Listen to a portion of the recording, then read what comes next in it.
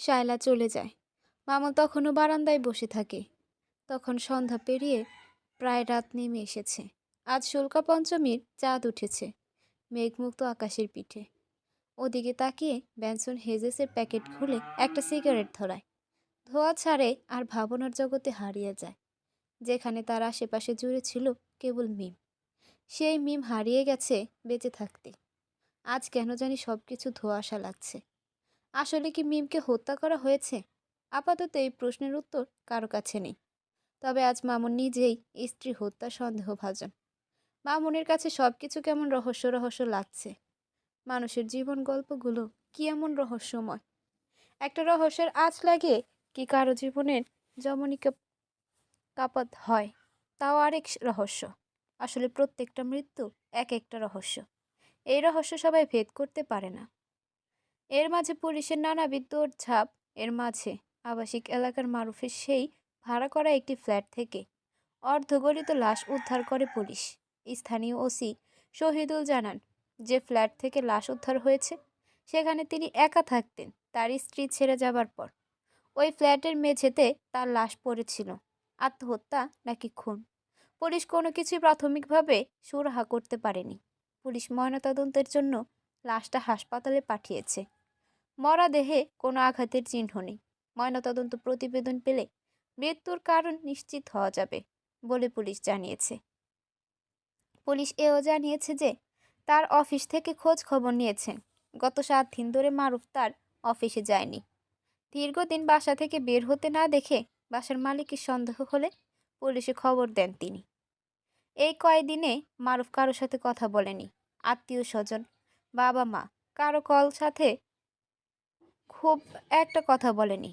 অফিসের প্রয়োজনে কেবল ম্যানেজার রাব্বির সাথে কথা বলতো, তাও খুব কম। নিজেকে এই কয়দিনে বেশ আলাদা করে ফেলেছিল।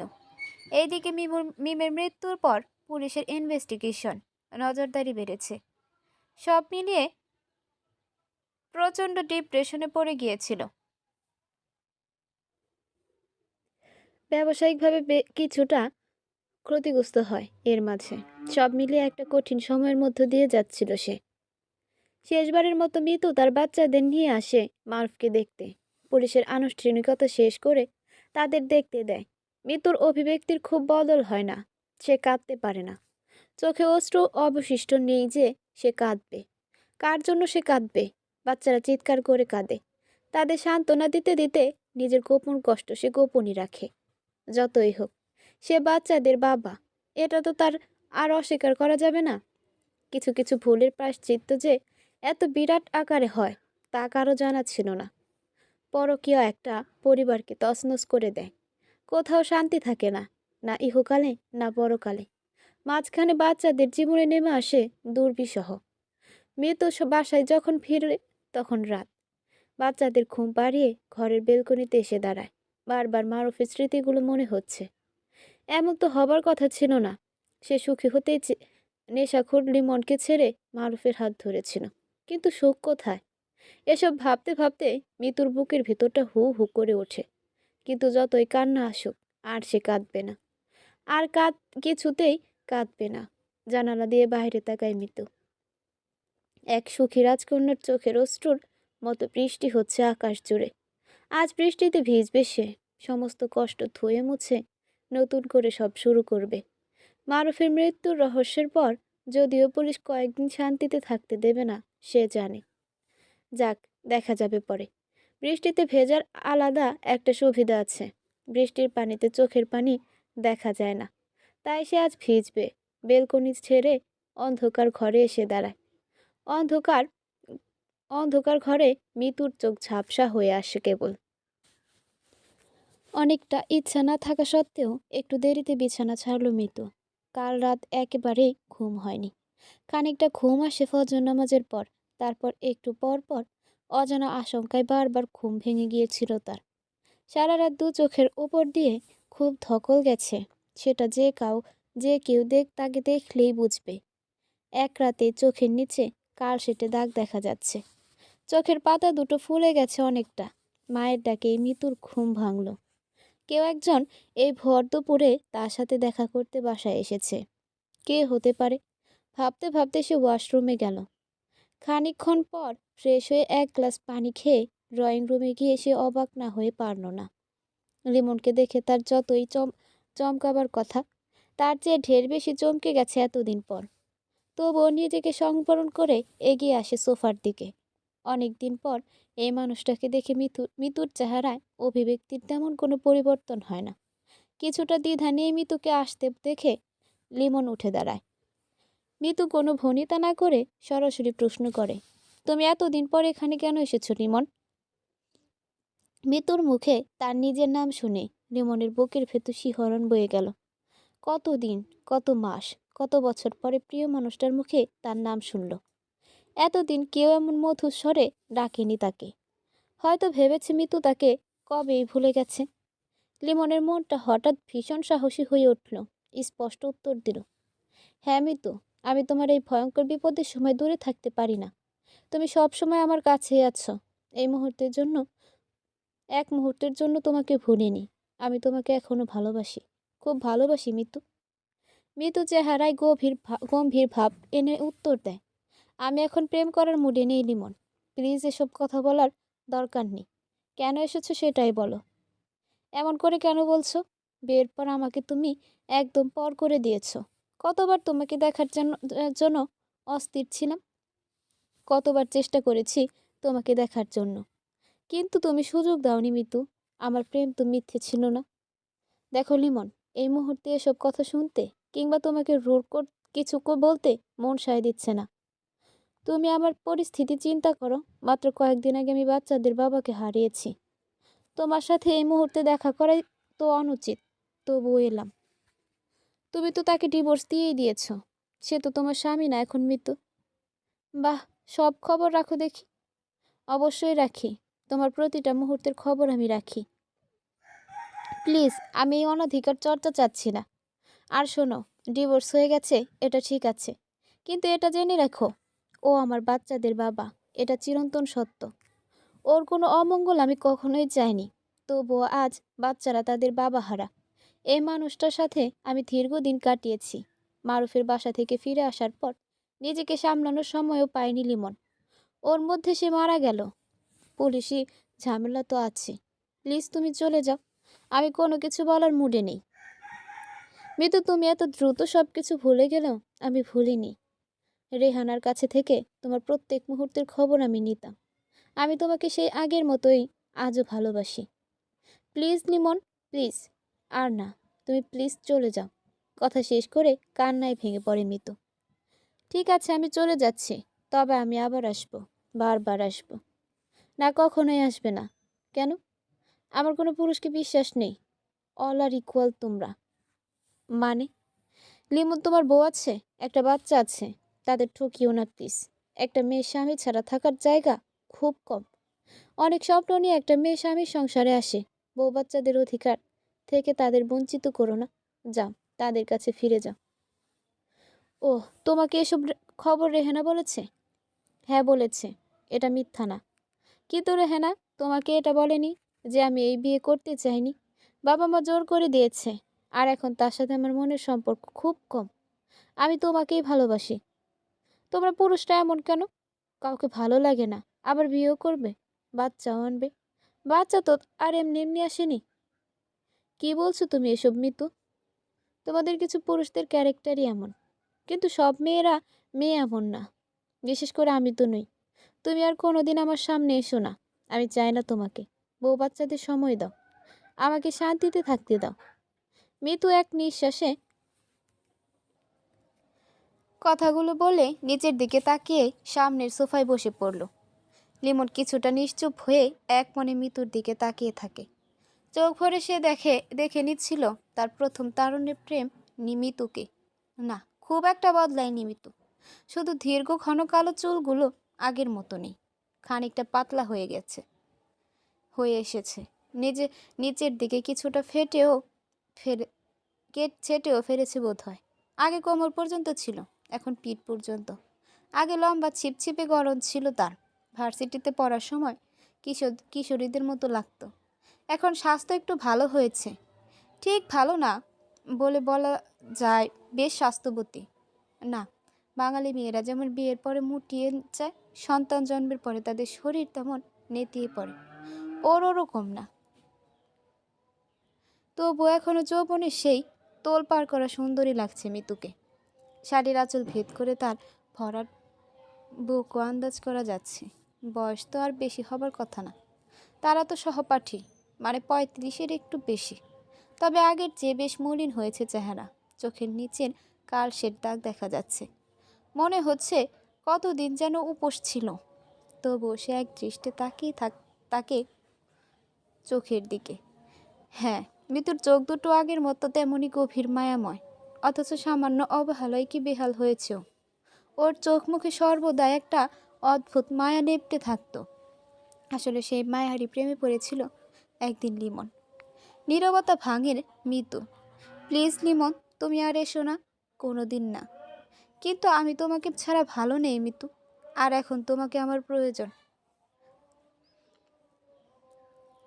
ওই কার্পেট স্বামী তো তোমাকে বুঝেনি, পরকীয়া মত্ত ছিল, তার জন্য এত মায়া কেন? স্টপ লিমন, একদম স্টপ। ওর অসম্মান হোক আমি চাই না। আর এত খবর পাও কি করে? যেভাবে হোক পাই, কিন্তু কথা তো সত্য। প্লিজ তুমি যাও। সে আর তুমি খুব ব্যবধান না। ঘরে বউ রেখে এসে আমাকে মায়া দেখিও না। বউ বাচ্চাদের সময় দাও, তাহলে ভালো হবে। আর মারুফকে অসম্মান করে কোনোদিন আমাকে কিছু বলবে না। যে ব্যক্তি সব ভুলে সুইসাইড করতে পারে, তার জন্য এত অসম্মান কেন? ওয়েট ওয়েট লিমন, তুমি কি করে শিওর সে সুইসাইড করেছে? তাহলে আর কি, কেউ কি হত্যা করেছে? আচ্ছা, এসবের পেছনে তুমি না তো? তুমি যে ধরনের, তোমার পক্ষে তো সবই সম্ভব। আস্তাগফিরুল্লাহ। কি বলো তুমি মিতু? আমি এত খারাপ নই। আচ্ছা থাক, প্লিজ তুমি যাও। আর শোনো, এটাই আমাদের শেষ দেখা। তুমি আর কোনো দিন এসো না। লিমন আর একটা বাক্য ব্যয় করেনি, চুপচাপ ড্রয়িং রুম পেরিয়ে সদর দরজা অভিমুখে রওনা দেয়। মিতু তার চলে যাওয়া পথের দিকে তাকিয়ে ঘন নিঃশ্বাস ফেলে। অতীত কিছু স্মৃতি তাকে ব্যতিব্যস্ত করে তোলে। মিতু সেই ভার্সিটি লাইফের লিমনের সাথে কাটানো দিনগুলো ফিরে গেল। মিতু পড়াশোনায় মাঝারি রকমের ছিল, দেখতে অসম্ভব সুন্দরী, কিন্তু প্রচণ্ড জেদি। মিতুকে অনেকেই প্রপোজ করলেও সে কাউকে পাত্তা দিত না। গ্রাম থেকে উঠে আসা এক তরুণ সবেমাত্র ভর্তি হয়েছে ভার্সিটিতে। মিতু প্রথম দেখাতে লিমনকে ভালো লেগে যায়। যেখানে পুরুষরা একে প্রপোজ করে বেশিরভাগ সময়, সেখানে সে মেয়ে হয়ে লিমনকে প্রপোজ করে। সে কথা ভাবতেই বারবার শিউরে ওঠে। সে যেদিন সিদ্ধান্ত নিয়েছিল লিমনকে প্রপোজ করবে, সেদিন যেন সময় আর কিছুতেই কাটতে চাইছিল না। মনে হচ্ছিল শ্যামলা বরণ, এই তরুণ হ্যান্ডসাম পুরুষটার জন্য তার আজন্ম অপেক্ষা। সেদিন সকাল থেকে ঝড়ঝড় বৃষ্টি শুরু হয়েছে। লিমন মৃত্যু সহপাঠী, তবে খুব ভালো যে বন্ধুত্ব তা কিন্তু না। অনেকটা শুরুর দিকে একা একাই থাকতো লিমন। মৃত্যুর ভালো লাগার ব্যাপারটা জানতো তারই সহপাঠী একমাত্র রেহেনা। ঝিরঝির বৃষ্টি মুখর সময়টুকু লিমনের ভালো লাগতো না, বরং এসব সময় তার মন খারাপ লাগতো। মৃত্যু ঝিরঝির বৃষ্টির মধ্যে ছাতা নিয়েই ভার্সিটিতে আসে, কিন্তু লিমনের মন খারাপ দেখে সে আর কোনো কথাই গুছিয়ে বলতে পারেনি। এমনিতে মৃত্যু বেশ সাহসী, নিজের যে কোনো কথা সে অকপটে কাউকে বলতে দ্বিধা করে না। তবে সেদিন খানিকটা নার্ভাস ছিল সে। উজ্জ্বল শ্যামলা রঙের লিমনকে সেদিন কোনো কিছুই ঠিকঠাক বলতে পারেনি। মৃত্যু কতটা ভালোবেসে ফেলেছিল লিমনকে সেদিন সে বুঝেছিল। লিমনের দিকে চেয়ে চোখের জল ফেলেছিল। উপস্থিত এই কাণ্ডে লিমন বিব্রত বোধ করলেও চোখের জল মুছিয়ে দিয়ে বলেছিল, কি হয়েছে মিতু? আমাকে তুমি নির্দ্বিধায় সব বলতে পারো। সুযোগ হাতছাড়া করেনি সেদিন মিতু। লিমনকে বলে বসেছিল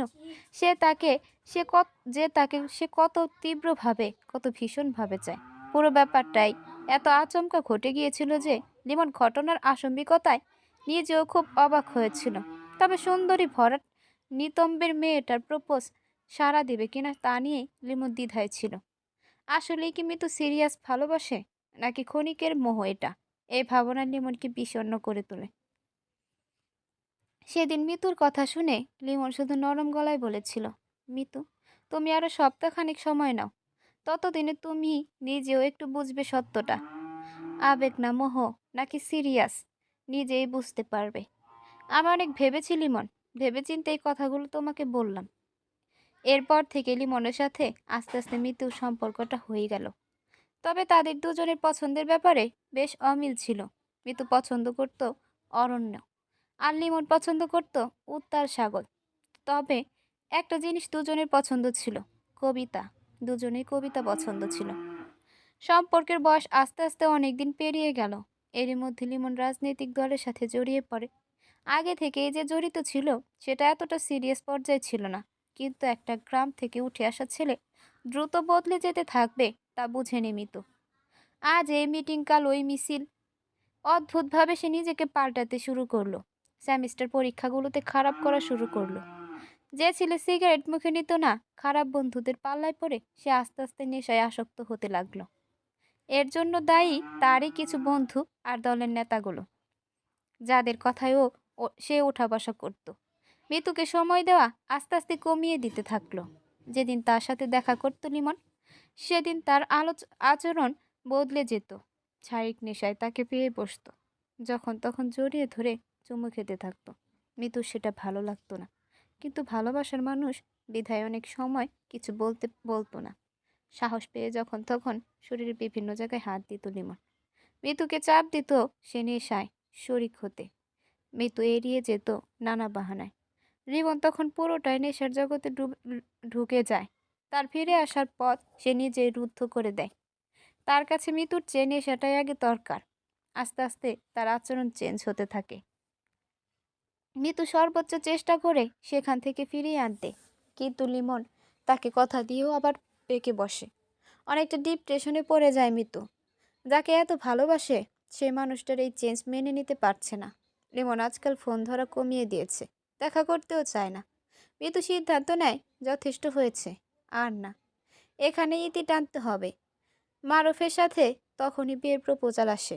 সিদ্ধান্ত নেওয়া মিতুর জন্য সহজ হয়ে যায়। বিয়েটা হয়ে গেলে হয়তো লিমনকে ভুলে যাওয়া খানিকটা সহজ হবে। বাবা মাকে হ্যাঁ বলে দিয়ে লিমনের মুখোমুখি হয় সে। সব জানার পর লিমন উত্তেজিত হয়। এসব কি বলছো তুমি মিতু?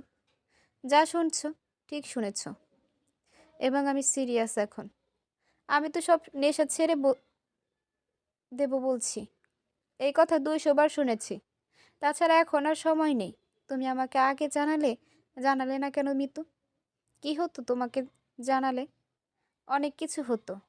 মিতু চোখ মুখ শক্ত করে বলেছিল, আমি তো আমি আমাদের সম্পর্কের ইতি এখানেই টানছি লিমন।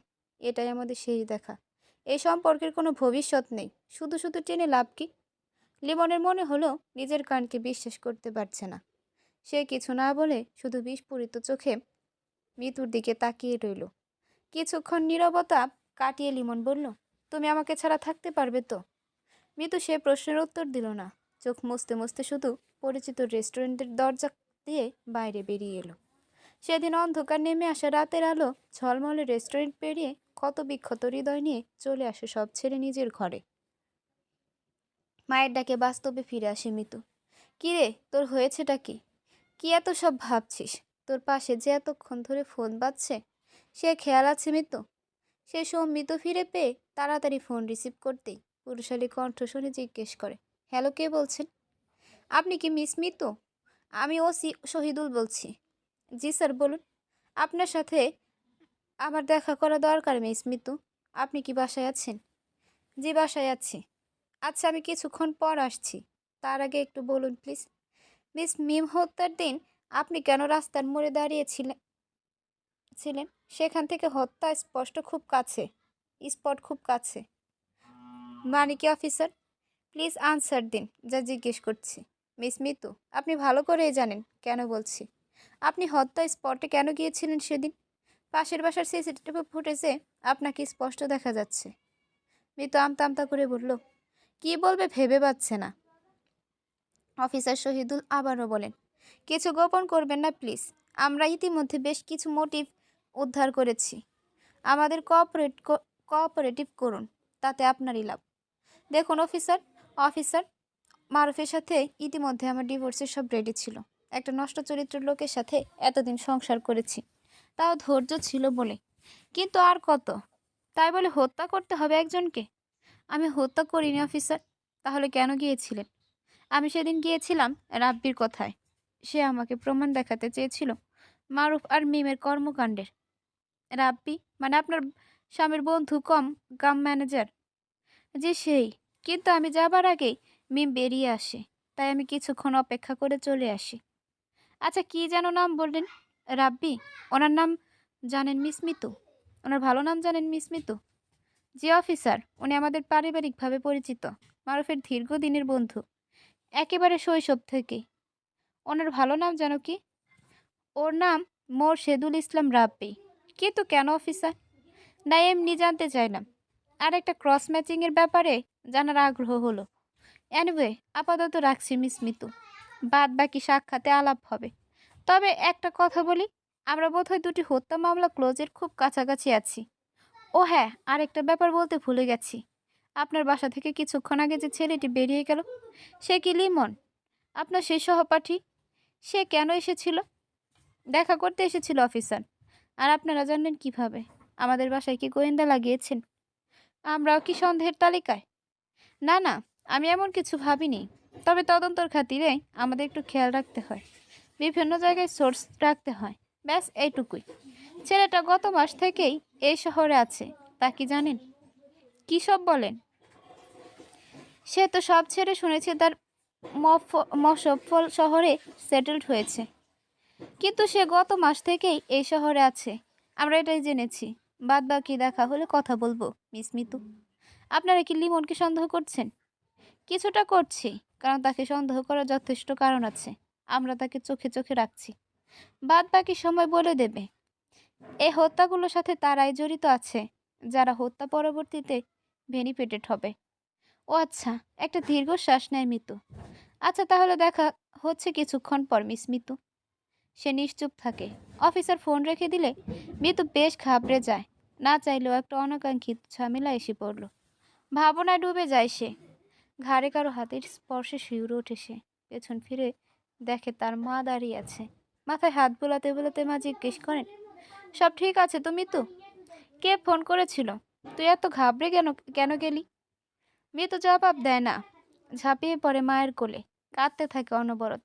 কান্না গলায় বলে, আম্মু প্লিজ আমাকে শক্ত করে ধরো, সেই ছোটবেলার মতো। আমি কোনোদিন ভালো করে ঘুমাই না।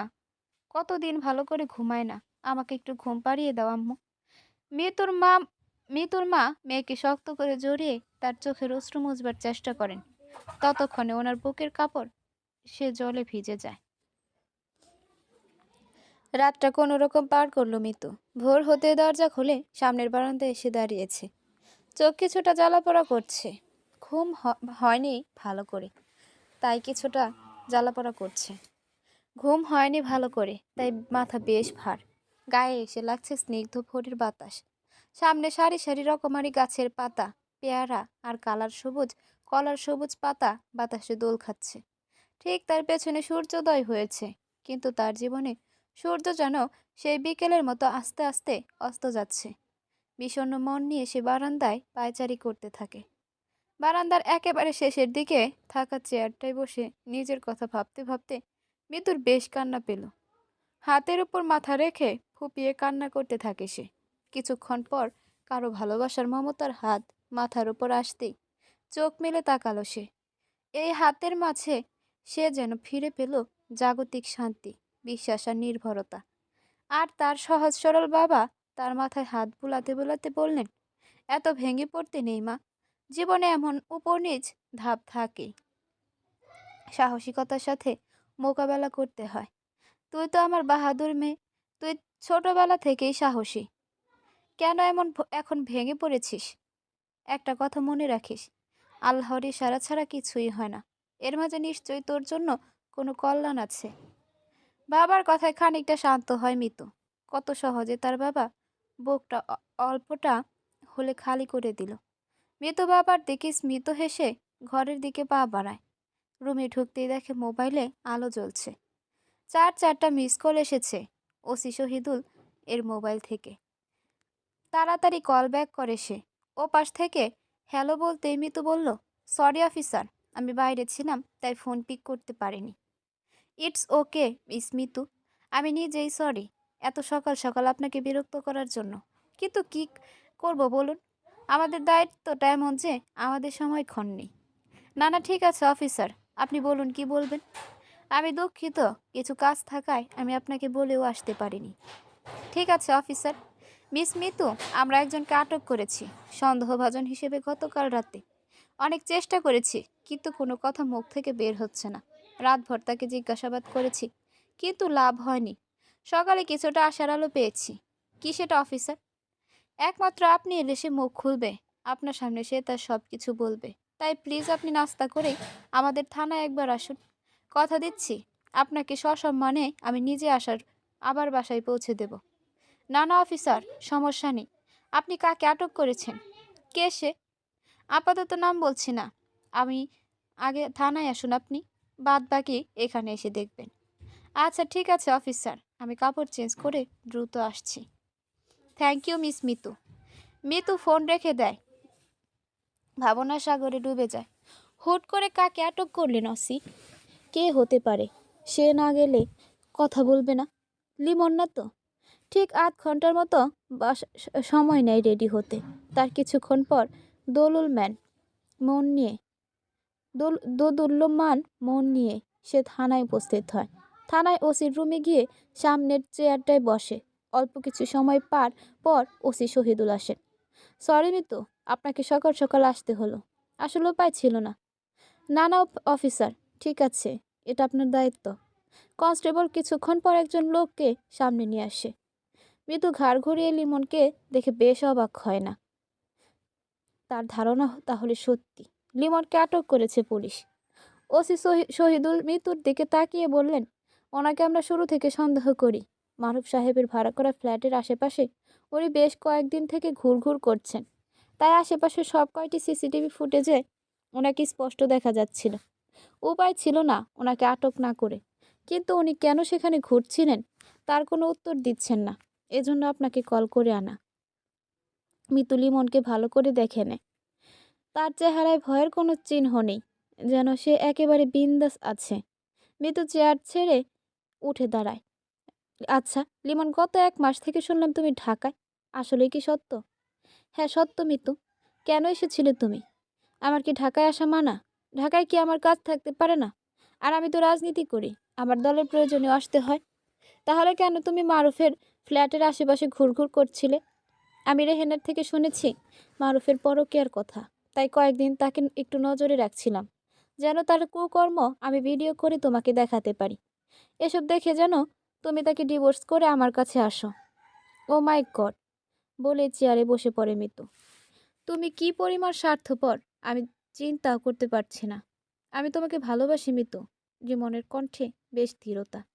ওসি শহীদুল কেবল তাকিয়ে তাদের কথোপকথন শুনছে। মিতুর চেহারা খানিকটা লাল হয়ে আসে। কি উত্তর দেবে ভাবতে পারছে না। কিছুক্ষণ নীরব থেকে লিমনের দিকে তাকিয়ে বলে, তুমি কি করে ভাববে তোমার মতো একটা নেশাখোরের কাছে আমি আবার যাব? যার বউ বাচ্চা আছে তার কাছে আমি ফিরে যাব? তোমার লজ্জা করে না লিমন? ভেবেছিলাম তুমি ভালো হয়ে গেছো, কিন্তু তুমি সেই চিৎকার করে মিতু, প্লিজ অফিসার, ওকে আমার সামনে থেকে নিয়ে যান। ওসি শহীদুল কনস্টেবলকে ইশারা করেন লিমনকে সরিয়ে নিয়ে যাওয়ার জন্য। মিতু ইতিমধ্যে ঘামতে শুরু করেছে। নিচের দিকে তাকিয়ে পুলিশ অফিসারের রুমের চেয়ারে চুপ করে বসে আছে। অফিসার রহমান ১ গ্লাস পানি এগিয়ে দিয়ে বলেন, পানিটা পান করুন, আপনি বেশ নার্ভাস। মিতু পানির গ্লাস হাতে নিয়ে ১ ঢোক পানি পান করে রেখে দেয়। অফিসার এবার নিজের চেয়ার ছেড়ে মিতুর দিকে এগিয়ে এলেন।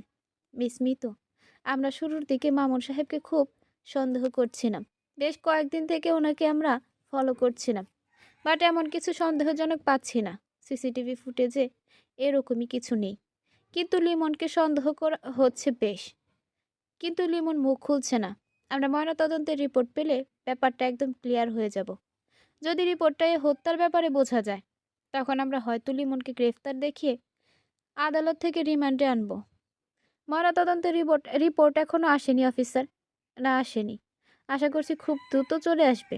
রিপোর্ট পেলে কাজগুলো সহজ হয়ে যাবে। এর আগে কিছুই করতে পারবো না।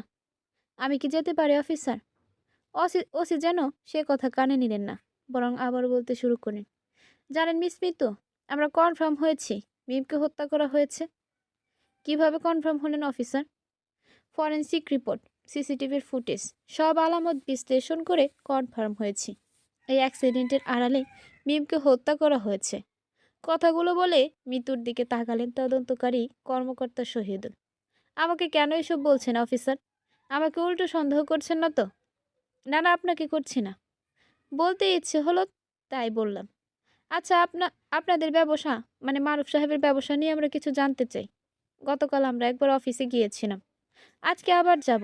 আপনি কি আমাদের অফিস সম্পর্কে কোনো তথ্য দিতে পারবেন? কীরকম তথ্য চান অফিসার? আপনি জিজ্ঞেস করুন, আমি যা জানি বলবো। রহিম নামে আপনাদের একজন অফিসে কাজ করত, তাকে চেনেন? দু একবার অফিসে দেখেছি। তাকে তো বেশ আগেই চুরির জন্য চাকরিচ্যুত করা হয়েছিল। সেটা কি মারুফ সাহেব করেছিলেন? জি। উনি ছাড়া আর কে করবে? মোরশেদুল ইসলাম রাব্বি, মানে অফিসের ম্যানেজার। লোকটা কেমন? উনি আমাদের পারিবারিক বন্ধু বলা যায়। মারুফের একেবারে শৈশবের ফ্রেন্ড। কখনোই খারাপ কিছু দেখিনি কোনোদিন। বরং উনি আমাকে হেল্প করেছেন বোনের মতো। উনি আমাকে বোন ডাকতেন। হেল্প মানে মারুফ সাহেবের পরকীয়ার ব্যাপারটা উনি জানিয়েছেন, এই তো? ঠিক তা না। তাহলে কি? একটু জানাবেন মিস মিতু। একটা আননোন নাম্বার থেকে আমার হোয়াটসঅ্যাপ অ্যাপে একটা ভিডিও আসে। কি ছিল ভিডিও? মারুফ এবং মিমের ঘনিষ্ঠ মুহূর্তের ভিডিও অফিসার। এটা দেখে রাগ ওঠেনি আপনার? ইচ্ছে করেনি তাকে কিছু বলতে? অফিসার, যে কারো রাগ উঠবে, আমারও উঠেছিল। আপনি তখন কি করেছিলেন? মারুফের সাথে কথা বলেছি। শুরুতে অস্বীকার করলেও পরে ভিডিওর কথা বলায় স্বীকার করেছে। আর এমন হবে না ওয়াদা করেছিল। আপনিও মেনে নিয়েছিলেন মিতু? না, নেইনি। আমি অনুরোধ করি রাব্বি ভাইকে যেন আমাকে মারুফের দৈনন্দিন খবরটা জানায়। ও কোথায় যেন, কার কাছে যায়। উনি রাজি হলেন? শুরুতে হয়নি। আমি কান্নাকাটি করার পর উনি রাজি হয়েছে। উনি নিয়মিত আমাকে আপডেট দিত।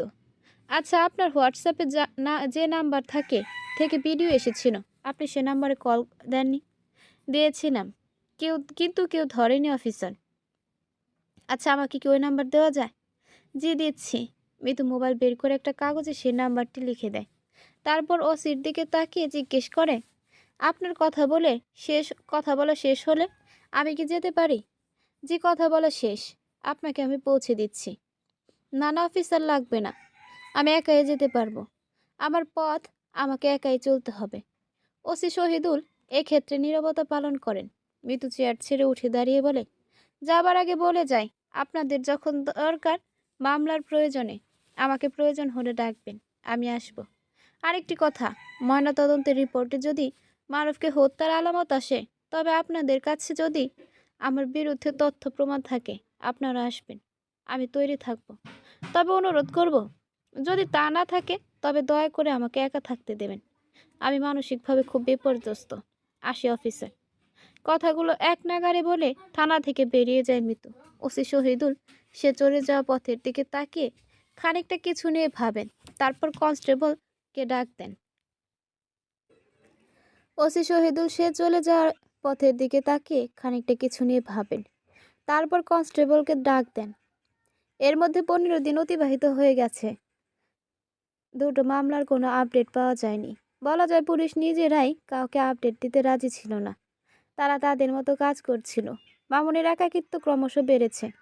শায়লা এর মাঝে পুলিশের অনুমতি নিয়েই দেশ ছেড়েছে। মামুনের মনে হলো যথেষ্ট হয়েছে, আর না। মিমকে বিয়ে করে সে বিন্দু পরিমাণ সুখে ছিল না।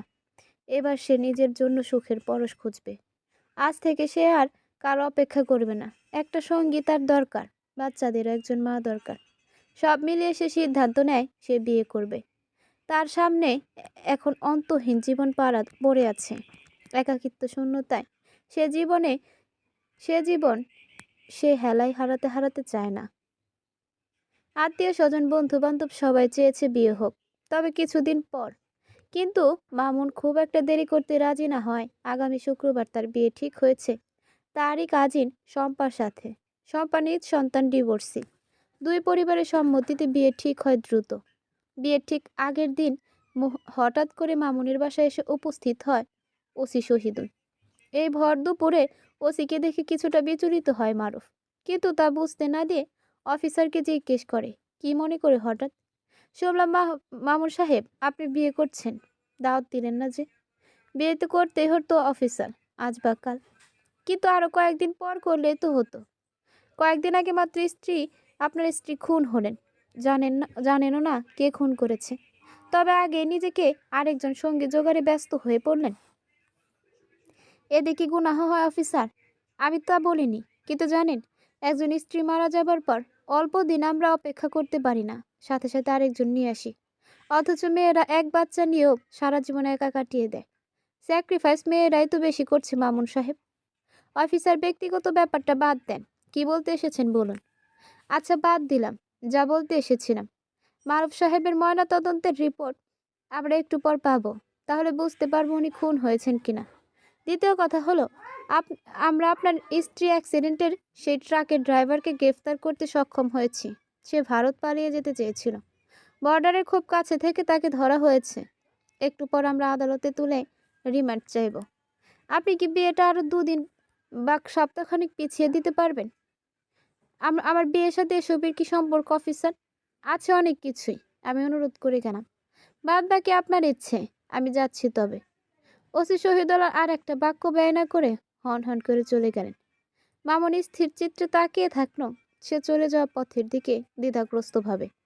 এখন তার কি করা উচিত বুঝতে পারছে না। আমাকে আবার কেন রেখেছেন অফিসার? নিশ্চয়ই এবার ভালো কিছু সংবাদ দিতে পারবেন। কথাগুলো বলতে বলতে ওসি শহীদুল সাহেবের কক্ষের সামনের চেয়ারটায় বসলো মিতু। জি, বেশ ভালো সংবাদ দেওয়ার জন্য আপনাকে ডেকেছি মিস মিতু। তাহলে বলুন। ময়নাতদন্তের রিপোর্ট এসেছে, সেটার কথা আগে বলি। মারুফ সাহেব খুন হননি, উনি নিজেই সুইসাইড করেছেন ঘুমের ট্যাবলেট খেয়ে। এই রিপোর্ট আসতে এতদিন কেন লাগলো অফিসার?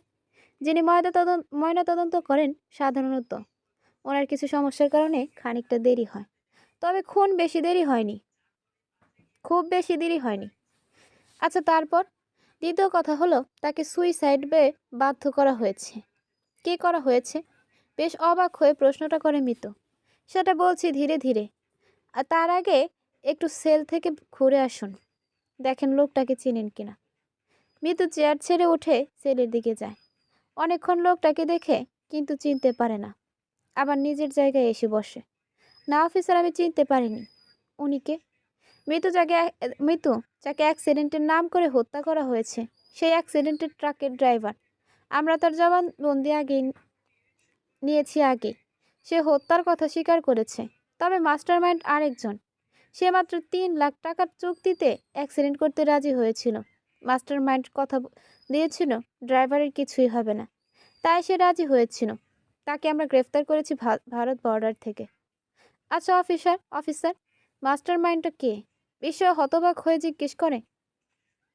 হ্যাঁ, সে মাস্টারমাইন্ডকে আমরা গ্রেফতার করতে সক্ষম হয়েছি, তবে কিছুক্ষণ পর সে থানায় আসবে। সেও ভারত পালিয়ে যাবার চেষ্টায় সময় গোপন জায়গা থেকে আমরা তাকে গ্রেফতার করেছি। আচ্ছা তার নাম কি? রহিম মিয়া, মারুফ সাহেবের অফিসের কর্মচারী। যে চাকরিচ্যুত হয়েছিল মারুফ সাহেবের হাতেই, সেই হচ্ছে এখন পর্যন্ত মূল আসামি। আরেকটা বিষয়ের তথ্য দিই, আপনাকে যে নাম্বার থেকে ভিডিও পাঠানো হয়েছিল, সেটা সেই রহিম মিয়ার আলাদা একটা নম্বর থেকে, যে নাম্বার তার স্ত্রীর নামে রেজিস্ট্রেশন করা। ও মাই গড, আমি বুঝতে পারছি না মৃত্যু হত্যার সাথে রহিম মিয়া কীভাবে ইনভলভ হলো। তার স্বার্থ বা কী, সেটাই আমরা ভেবেছি। সম্ভাব্য কিছু কারণ খুঁজে পেয়েছি। আমরা আরেকজনকে গ্রেফতার করতে যাব খুব জলদি। সে আমাদের সেটাই আমরা ভেবেছি। সম্ভাব্য কিছু কারণ খুঁজে পেয়েছি। আমরা আরেকজনকে গ্রেফতার করতে যাব খুব জলদি। সে আমাদের সীমানার ভেতরে আছে, পালিয়ে যেতে না পারে, তাই সমস্ত ব্যবস্থা রাখা হয়েছে। আমি কি তার নাম জানতে পারি অফিসার? অবশ্যই না, এখন নাম বলা যাবে না মিস মিতু। আপনি বাসায় চলে যান, আমরা রহিম মিয়াকে আদালতে তুলব, রিমান্ড চাইব। আশা করছি 2-1 দিনের মধ্যে সব কিছু ক্লিয়ার করতে পারবো। আপনি নিশ্চিন্তে বাসায় যান, আমি আপনাকে ডেকে পাঠাবো। আচ্ছা বলে মিতু উঠতে যাবে, তখন ওসি শহীদুল আবার বললেন, লিমনকে আমরা গতকাল ছেড়ে দিয়েছি। এই কেসের সাথে উনি কোনোভাবে জড়িত নন। কিছুটা হাঁপ ছেড়ে বাঁচল মিতু। অফিসারের কাছ থেকে বিদায় নিয়ে আসে বাসায় উদ্দেশ্যে রিকশায় উঠে রওনা দেয় মিতু। পথের মধ্যে তার ভাবনা বেড়ে যায়। রহিম মিয়া কেনই বা হত্যা করবে মিতুকে? মারুফ কেনই বা সুইসাইড করবে? আর মারুফকে কে সুইসাইডে বাধ্য করেছে? নিজেই নিজেকে প্রশ্ন করে মিতু, কিন্তু কোনো উত্তর খুঁজে পায় না। মামুন পিছিয়ে সা- বিয়ের ডেট পিছিয়েছে সপ্তাহখানেক। আপাতত নির্ভর সে। তবে ইদানিং থানায় আসা যাওয়া করছে খুব, মিতুর কেসের আপডেট জানার জন্য। ওসি শহীদুল কিছুটা বিস্মিত। হুট করে এই তৎপরতা বেড়ে যাওয়া অবশ্যই অন্য কোনো কিছুর ইঙ্গিত দিচ্ছে না। কারণ ইতিমধ্যে ওসি শহীদুল মূল আসামি সহ 3 জনকে গ্রেফতার করতে সক্ষম হয়েছে। এমনকি তাদের জবানবন্দি নিয়েছে। আজ সোমবার, অন্যান্য দিন থেকে অনেকটা পার্থক্য। কারণ আজকে ওসি শহীদুল সবাইকে ডেকে পাঠিয়েছেন থানায়। কারণ মিতু এবং মারুফের কেসটা মোটামুটি সলভ হয়ে গেছে। এখন স্বজনদের জানিয়ে দেওয়ার জন্য আয়োজন। ওসি শহীদুলের কক্ষে উৎকণ্ঠা নিয়ে চেয়ারে বসে অপেক্ষা করছেন মিমের স্বামী মামুন, মিমের ভাই সুমন, মিতু এবং মিতুর বাবা মা। শহীদুল ভূমিকা না করেই বলতে শুরু করেন, শুরুটা করি মিমের কেস দিয়ে। আমরা যে কোনো একটা কেস আগে সলভ করার চেষ্টা করছিলাম শুরুতে। তার কারণ আমাদের বিশ্বাস ছিল দুটো কেস একে অপরের সাথে সম্পর্কিত হতে পারে, একই ব্যক্তি। সে অনুযায়ী আমরা কাজ শুরু করেছিলাম। কিন্তু পরে ময়নাতদন্তের রিপোর্ট পাওয়ার পর জানা গেল মারুফ সাহেব সুইসাইড করেছেন। তখন আমাদের কাজটা কিছুটা গতি হারায়। কেসে গতিপথ চেঞ্জ হয়ে যাওয়ার জন্য আমরা কিছুটা স্লো হয়ে যাই। তবে কাঙ্ক্ষিত লক্ষ্যে পৌঁছতে খুব সময় লাগেনি। মিস মিতু, আপনার হোয়াটসঅ্যাপ নাম্বারে যে ভিডিও এসেছিল, সে একই নাম্বার থেকে মারুফ সাহেবের ফোনে বেশ কয়েকটা ব্ল্যাকমেলিংয়ের ভিডিও আসে। মারুফ সাহেব বেশ কয়েকদিন ভয়ানক হুমকি ধামকির মধ্য দিয়ে অস্থির সময় কাটিয়েছেন। কিন্তু এত সেন্সিটিভ ভিডিও এসেছিল যে উনি কাউকে বলতে পারেনি, এমনকি পুলিশের সহায়তাও নিতে পারেননি। একা একা নিজেই হ্যান্ডেল করার চেষ্টা করতে থাকেন। একসময় নিজের ওপর বিরক্ত আর ক্লান্ত হয়ে যান। এর পেছনে কে ছিল অফিসার? মিতু অস্ত্র চোখে অফিসারকে জিজ্ঞেস করে। ওসি শহীদুল ইশারায় মিতুকে থামিয়ে দিয়ে বলেন, একটু আপনারা নীরব থাকুন, আপাতত কোনো প্রশ্ন করবেন না, আমি আপনাদের সব বলছি। হ্যাঁ হ্যাঁ, এই হুমকি ভিডিও সবই আসতো রহিম মিয়ার আলাদা ফোন থেকে। এসবের বিনিময়ে রহিম মিয়া প্রায় 10 লাখ টাকা পান। সেই টাকা দিয়েছেন মিস মিতু আপনাদের ম্যানেজার কাম আপনাদের পারিবারিক বন্ধু মিস্টার মোর্শেদুল আলম রাব্বি। সব কিছুর পিছনে কলকাঠি নাড়ছেন মিস্টার রাব্বি। ভয়ঙ্কর একজন ক্রিমিনাল, কিন্তু সবার সামনে মুখোশ পরে এতদিন ছিলেন। অস্ফুট সরে ফুপিয়ে কেঁদে উঠল মিতু। কেন রাব্বি ভাই এই কাজটা করলো? ওয়েট, বলছি। শুরুতে রাব্বিকে আমাদের সন্দেহ হয়েছিল, কিন্তু জোরালো কোনো প্রমাণ ছিল না। এক্ষেত্রে মিতু সুমন আমাদের বেশ সাহায্য করেছেন। মিস্টার সুমন, উনি তথ্য দিয়েছেন রাব্বি ওনাদের গ্রামের ছেলে এবং কলেজ থাকাকালীন অবস্থায় ওনার বোনকে প্রায় ডিস্টার্ব করতেন। তার মানে উনি মিমের পূর্ব পরিচিত, যা শুরুতে আমাদের জানা থাকলে আরও আগেই কেস সলভ হয়ে যেত।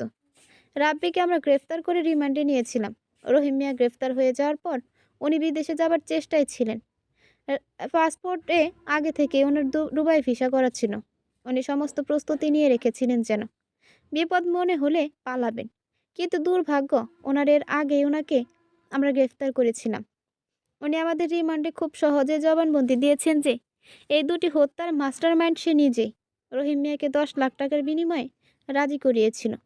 রহিম মিয়া এমনিতে মারুফ সাহেবের উপর ক্ষোভ ছিল, কারণ একেবারে বিনা দোষে তাকে চাকরিচ্যুত করেছিলেন মারুফ সাহেব। যে অন্যায়ের জন্য রহিম মিয়াকে চাকরিচ্যুত করা হয়েছিল সেটা মূলত রাব্বি নিজে করে ফাঁসায় রহিমকে।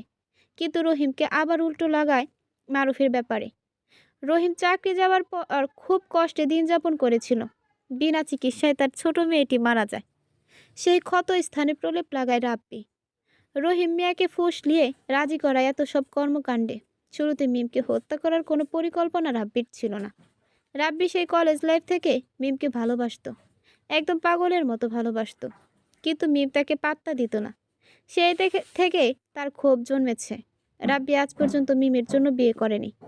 মিম যখন মামুনের সাথে বিয়ে হয়, তারপরও সে তার পিছু ছাড়েনি। নানান সময় হুমকি ধামকি দিত, কিন্তু কোনো কিছুই মিম কাউকে বলতো না। তার জীবন হুমকির মুখে, এটা সে তার ভাই সুমনকে বলতো, কিন্তু খুনাক্ষরেও তাদের নাম বলতো না। এর মাঝে মিম জড়িয়ে যায় মারুফ সাহেবের সাথে। সে কোনোভাবে মেনে নিতে পারছিল না, যার জন্য সে বিয়ে করেনি। সে সে কিনা তাকে ছেড়ে বিয়ে করলো, আবার পরকীয়া করেছে তারই বন্ধু কাম বসের সাথে। এটা সে বরদাস্ত করতে কষ্ট হচ্ছিল। এর মাঝে সে মিম আর মারুফের ভিডিও ধারণ করে রহিম মিয়াকে দিয়ে। মিমকে ব্ল্যাকমেল শুরু করে, এমনকি বাধ্য করে তার সাথে সময় কাটাতে। মিম তখন পাগলের মতো ছিল। রাব্বির পাগলামি এর চেয়েও প্রকট হতে থাকে। ব্ল্যাকমেলিং বেড়ে যাচ্ছে দেখে মিম সিদ্ধান্ত নেয় পুলিশে সব জানাবে। ঘটনার দিন মারুফের ভাড়া করা ফ্ল্যাট থেকে মারুফের সাথে রাগারাগি করে বের হয় মিম। বড় রাস্তায় ওঠার আগেই রহিম মিয়ার নাম্বার থেকে ফোন আসে মিমের ফোনে। রহিম মিয়া হুমকি দেয়, এমনকি এখনই যেন রাব্বির ফ্ল্যাটে যায়, না হলে আজকে তার শেষ দিন হবে। মিম তখন বলে, যা হয় হোক, আজকে আমি পুলিশে যাচ্ছি। মারুফ এবং রাব্বি দুজনের কথাই সব পুলিশকে বলবো। একজন তাকে ইউজ করেছে দিনের পর দিন, অন্যজন ব্ল্যাকমেলিং। গাড়ির জন্য যখন অপেক্ষা করছিল তখনই অদূরে ট্রাকে বসে অপেক্ষারত রহিম মিয়া আর ড্রাইভার ট্রাক নিয়ে এসে দ্রুত চাপা দিয়ে চলে যায়। মিমের মৃত্যুর চলে যাওয়ার পর মারুফ অনেকটা ডিপ্রেশনে পড়ে যায়, নিজেকে দোষারোপ করতে থাকে। নিয়মিত অফিসে আসছিল কয়েকদিন। এই সুযোগে একটা বড় প্রজেক্টের কিছু অর্থ হাতিয়ে নেয় রাব্বি, যেটা ধরা পড়ে যায় মারুফের কাছে। মারুফ সে অর্থ ফেরত দিতে তাকে 3 দিন সময় দেয় এবং চাকরি ছেড়ে দিতে বলে। এরপর রাব্বি তার মুখোশ খুলে রহিম মিয়াকে দিয়ে আগে রেকর্ডকৃত 4টা ভিডিও তার ফোনে পাঠায়। সবগুলোই মারুফের মুহূর্তের বিভিন্ন মেয়ের সাথে অবৈধ সম্পর্কের ভিডিও, ঘনিষ্ঠ মুহূর্তের ভিডিও। এসব ভিডিও ভাইরাল না হওয়ার জন্য রাব্বির কথায় রহিম মিয়া 1 কোটি টাকা চায়। মারুফ সম্মত হয় বাধ্য হয়ে, কিন্তু এত টাকা দেওয়ার অঙ্গীকার পরও তারা আরও টাকা দাবি করে। বারবার ফোনে কল দিতে থাকে, একের পর এক রেকর্ডকৃত ভিডিও পাঠায়। মারুফ সাহেব নিজের ঘরে একা হয়ে যায়।